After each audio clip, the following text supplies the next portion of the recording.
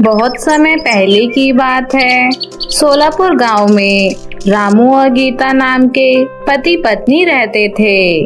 रामू और गीता के विवाह को पूरे 10 साल हो चुके थे, परंतु किसी गुप्त वजह से उनको एक भी बच्चा नहीं था। रामू की पत्नी गीता स्वभाव की बहुत ही अच्छी और ईमानदार थी।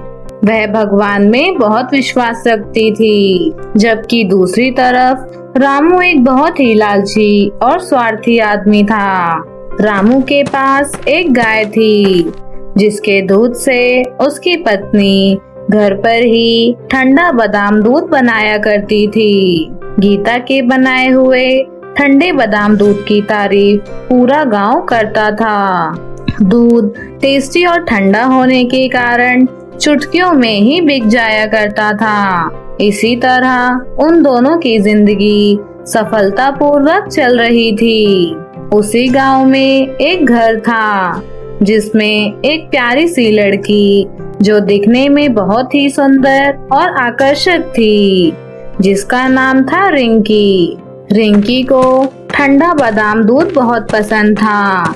वह अपनी माँ के द्वारा दिए हुए पॉकेट मनी का सारा पैसा ठंडा बादाम दूध में ही खर्च कर दिया करती थी।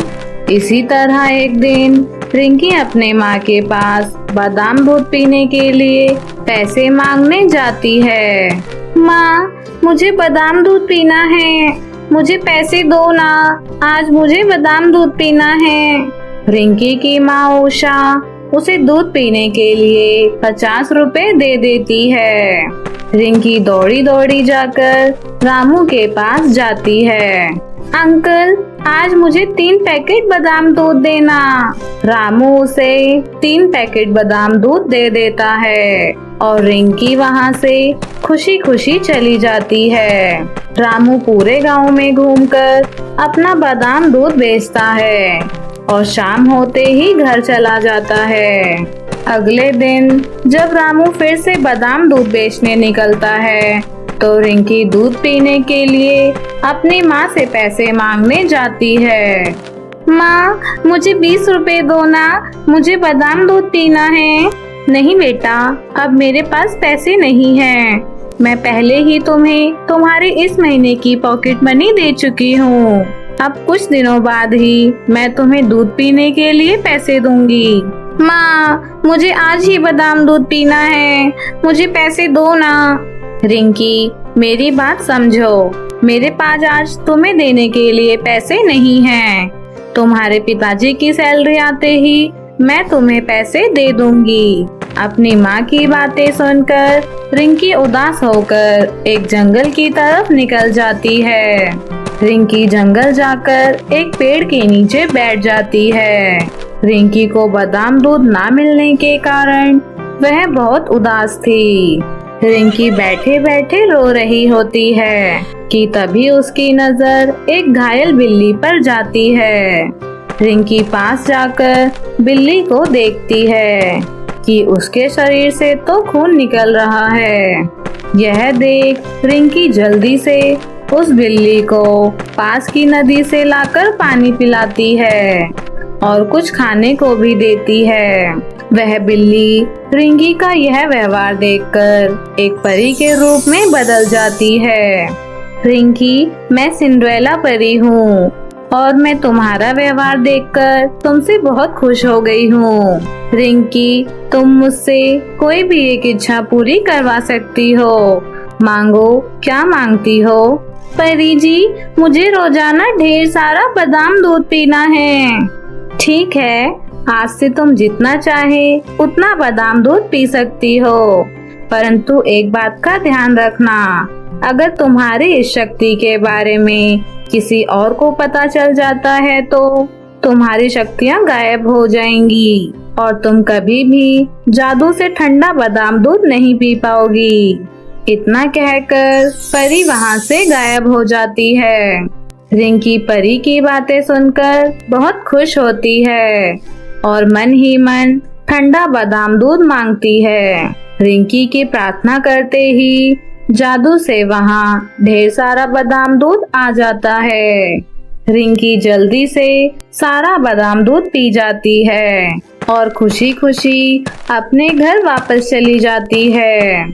इसी तरह अब जब भी रिंकी को बादाम दूध पीने का मन होता, वह उस पेड़ के नीचे जाकर मन ही मन प्रार्थना करती है और वहाँ पर ढेर सारा बादाम दूध आ जाया करता था। वहीं दूसरी तरफ रामू का रोजाना बादाम दूध गायब हो जाया करता। इससे परेशान होकर एक दिन रामू अपना बादाम दूध ढूंढने जाता है। चलते चलते रामू उसी जंगल में पहुंचता है। वहां जाकर रामू देखता है कि वहां तो रिंकी उसका बादाम दूध पी रही है। अरे रिंकी, तुम्हारे पास मेरा इतना सारा बादाम दूध कहाँ से आया? मुझे बताओ, नहीं तो मैं अभी जाकर तुम्हारी माँ से तुम्हारी शिकायत कर देता हूँ। इस तरह रामू रिंकी को बहुत डराता धमकाता है, जिससे डरकर अंत में रिंकी रामू को सारी कहानी सुनाती है। यह सब सुनकर रामू के मन में लालच आ जाता है और वह रिंकी से कहता है, प्यारी बेटी, मैं तुम्हें रोजाना ढेर सारा बादाम दूध दूंगा, परंतु इसके बदले तुम्हें मुझे अपने जादुई शक्तियों से ढेर सारा सोना चांदी मांग कर देना होगा। क्या आप मुझे रोजाना फ्री में ढेर सारा बादाम दूध दोगे? इसके बदले में तो मैं आपको कुछ भी दे सकती हूँ। हाँ बेटा, जल्दी से मेरे लिए ढेर सारा सोना चांदी मंगवा दो। रिंकी हाथ जोड़कर रामू के लिए ढेर सारा सोना चांदी मांगती है, परंतु इस बार ढेर सारा सोना चांदी नहीं आता।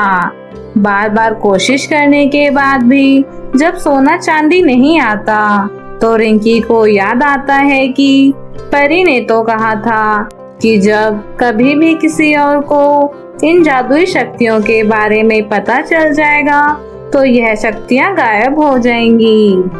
रिंकी जब यह सारी बात रामू को बताती है, तो रामू को अपनी गलतियों पर अफसोस होता है कि उसने अपने लालच के चक्कर में रिंकी की सभी शक्तियां गायब करवा दी।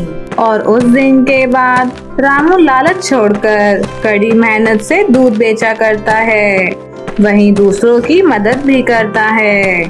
तो मेरे प्यारे बच्चों, कैसी लगी आपको हमारी यह कहानी? हमें कमेंट करके जरूर बताएं। अगर आपको हमारी स्टोरी अच्छी लगी हो तो इसे अपने दोस्तों के साथ जरूर शेयर करें। तो फिर मिलती हूँ आपसे एक नई वीडियो के साथ। तब तक के लिए बाय बाय दोस्तों।